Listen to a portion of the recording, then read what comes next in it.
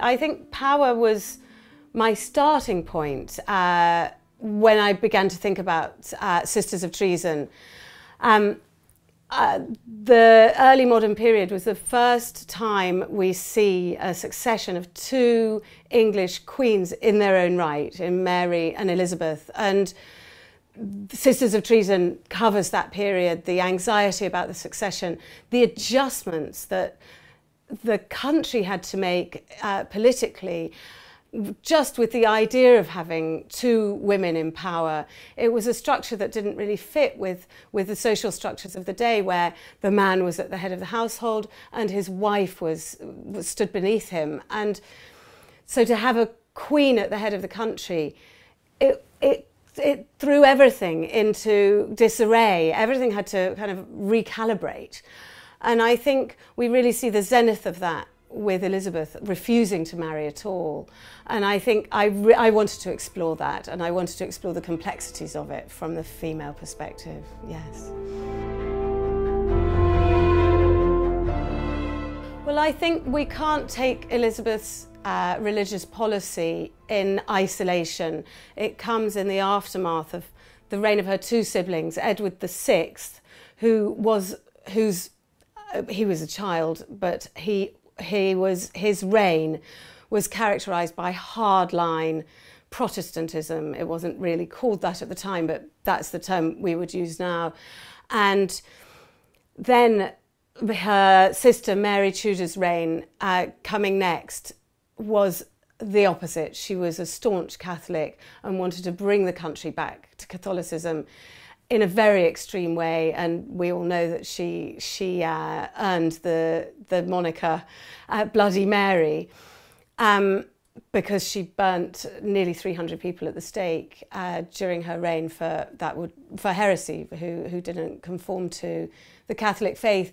And so Elizabeth is coming in after those two very, very dramatic reigns, and I think she cleverly understood that she needed to find a middle path. And she did this, and to an extent this was very, very successful at the beginning of her reign. It fell apart a little bit further on into her reign. There were Catholic plots, there were really huge problems with the Catholics, and culminating really in a big Catholic uprising in the north. During which I believe she was responsible for the execution of 600 people, though she doesn't have the reputation of her sister. So we have this idea that she took a middle road, and it wasn't entirely successful, but in a sense it was absolutely the right thing for her to do at the beginning of her reign.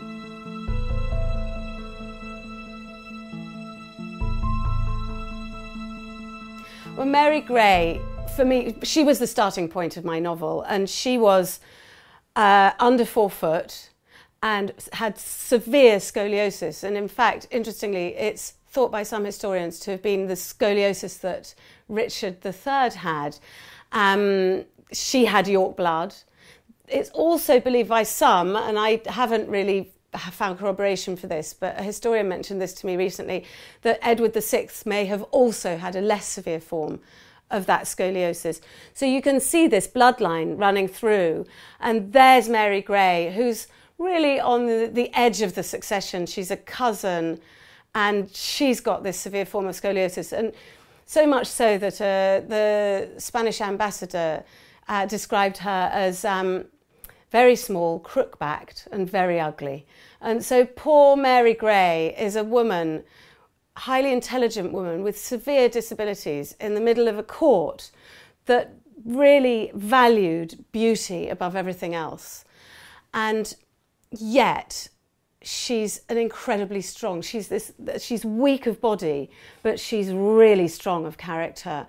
And this comes through in the little we know of her historically. She had a kind of determination, and I just thought, well, what an extraordinary woman to write about, because one, I think nobody ever, well, certainly not in historical fiction, nobody writes about women with disabilities or people with disabilities unless they're villains. Well, Shakespeare did it with Richard III, obviously, and this is all, people are really trying to re-explore that, and Philippa Gregory famously has re-explored that in her White Queen series, and looking at Richard III as someone much more sympathetic. And I wanted to put a woman who, you know, she's not an ordinary woman, she's an exceptional woman. She's living in an environment where beauty prevails, and she's physically compromised. In those days, physical deformity was equated with something demonic. They thought it was the work of the devil.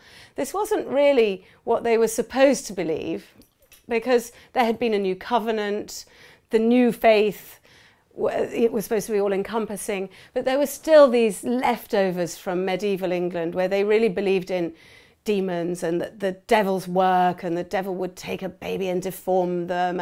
And so I wanted to discuss that, and I wanted to look at that. I wanted to open a discussion about disability anyway in fiction. We so rarely see it. And Mary has her own romantic story to tell, and she's a really strong character, and I found that I think it's an important subject to explore.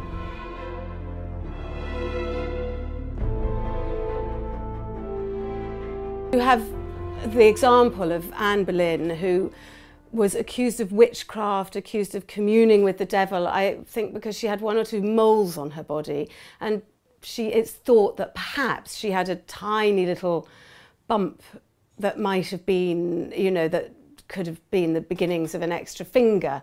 So if you look at, in the context of Mary Grey, who is severely misshapen, and you see how she manages to survive, where a woman like Anne Boleyn is suddenly, everything's turned around and she's accused of witchcraft and loses her head. It puts Mary Grey's disabilities within a context, I think.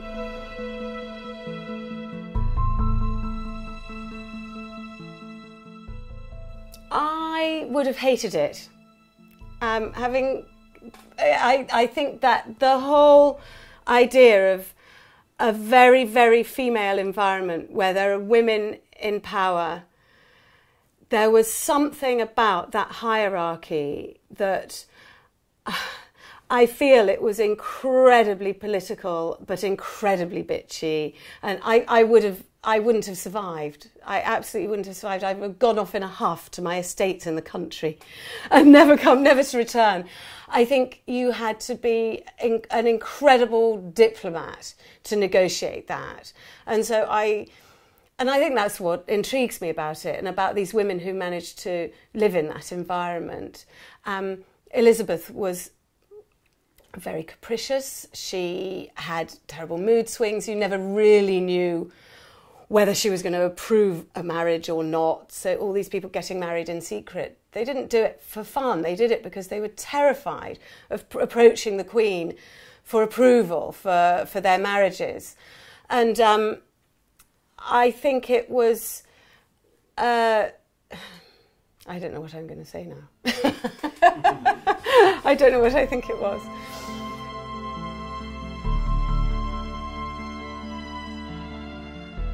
And the court was a place of currying favour. You had to be in or you were lost. You had to be in the Queen's favour. People's incomes depended on that. Being a courtier wasn't just sort of, you know, faffing around in a nice outfit. It was all about getting patronage, and if you had the Queen's favour, you would be given a role that would be paid. This was always slightly odd for the women. I mean, the women's roles at court, and of course here, you know, this is this problematic area again with a woman being in power. With a king, everything was very clearly delineated, and with a queen, the closest women were suddenly very, very powerful. And so all the men on the edges of the court would try and curry favour with the women closest to the Queen. So you've got figures who are, like, for example, Lettice Knollys' mother, it's Knowles, I think, not Knollys, Lady Knowles. She was very close to the Queen, so people would try to, you know, give her fantastic gifts, to try and have her favour in order that she'd put in a good word for the Queen if they were after some role at court, or there were all these jobs, you know, the this and that of the bedchamber and the cupbearer and the this and that, and they all had a financial element to them, or simply an honorific element, and you had to keep in or you were out altogether. And I mean, in a way it's a bit like, I see it a bit like these, you know, pop stars or Hollywood stars nowadays, and they have this court around them, and it's just the same. You have to curry favour with that person, and if you're a stylist or a makeup artist, just the closeness to that famous person gives you an incredible kudos, and it was just the same.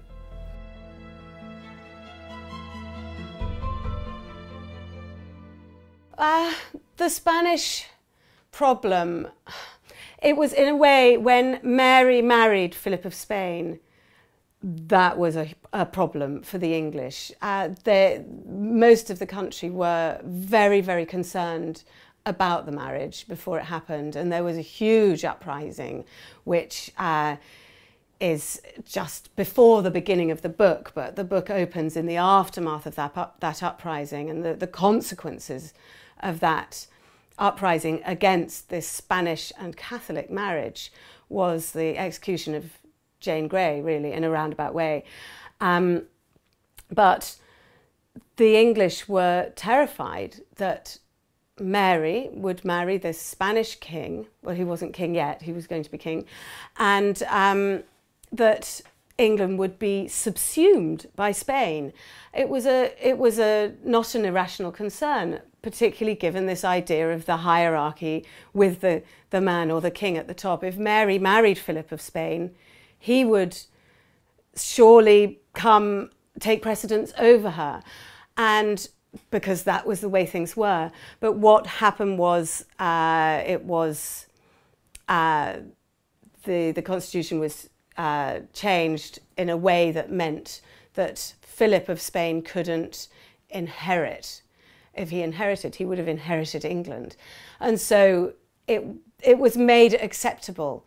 But the Spaniards were a problem. They were hardline Catholic. Much of the country wasn't Catholic, though Mary was, and she did her level best to turn the country back to Catholicism with her husband. But the Spaniards had been, France and Spain had been at war with England since the Reformation. The Pope had declared that it was a holy war, basically. It was like a modern day jihad against this terrible Protestant state. And the Pope had given them his blessing to go out and do war against this terrible heretic king of England, and there's all that left over, and it was still very, very much in prominence during the reign of Edward VI. So when Mary decides she wants to marry a Spaniard, it's a huge problem. And of course, once Elizabeth takes the throne, it's still a problem, and eventually England and Spain are at war again. I mean, they were at war for years and years during Elizabeth's reign, and Elizabeth ultimately triumphed. There we have the Armada, and then there were late in her reign the Spaniards again tried to come in via Ireland, and it was always a problem, and it was always a religious problem. But it was still a religious problem even in Mary's reign, because a lot of courtiers were paying lip service to Catholicism, but they weren't Catholics.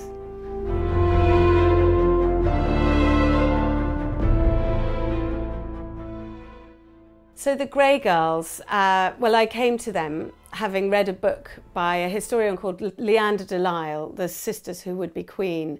And she wrote quite recently a history book about the three Grey Girls, and that's Lady Jane Grey, who famously was beheaded by her cousin, Mary Tudor, and the two much lesser known, Lady Catherine and Lady Mary. And they were dangerously close to the throne. Their sister had been made queen, and that just shows how close to the throne. Jane had been made queen because Edward VI was a staunch Protestant. There were no men in the succession. There were no boys, there were no baby boys, there were only girls. And Henry VIII had erased the Scottish line, which was his older sister's children, from the succession, and favoured his younger sister Mary's daughters, and so, where she only had daughters. So there were the three granddaughters of Henry VIII's younger sister are Jane, Catherine and Mary, and that's how they fit into the succession. Technically, Catherine should have inherited after Elizabeth Tudor, but Elizabeth always refused to put her into the succession. So we've got this story of these children who were so close to the throne, and yet the grey line was not the line that prevailed. It was the Stuart line that prevailed. So their stories are being kind of shoved to the side of history. And I felt that these two very young women in the middle of this terrible kind of turmoil of confusion about who will succeed. There was terrible danger, problems with religion. They're stuck right in the middle of it. They can't take a sidestep and walk away. There are people that want to champion them as the successor. They're stuck there, and I thought this was a really interesting subject to explore in fiction. But also it allows me to show the reigns of these queens. In the backdrop, we've got the succession. We see Elizabeth growing up in Queen's Gambit, and then we see Mary take the throne in Sisters of Treason, and then we see Elizabeth succeed her. And then on into the third book, which I'm working on at the moment, we see the end of Elizabeth's reign.